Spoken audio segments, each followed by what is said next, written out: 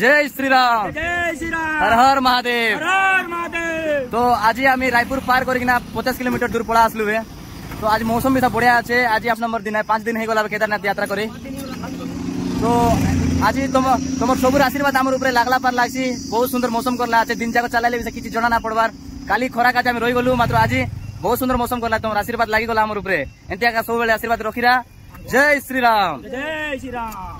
तो भाई मोहन आज आम आछु शिवनाथ नदी पाखे। तो देखते रह ब्रिज ठिया छू। हर हर महादेव। हर हर महादेव। नदी देखा देवी केते सुंदर अच्छे नदी, शिवनाथ नदी।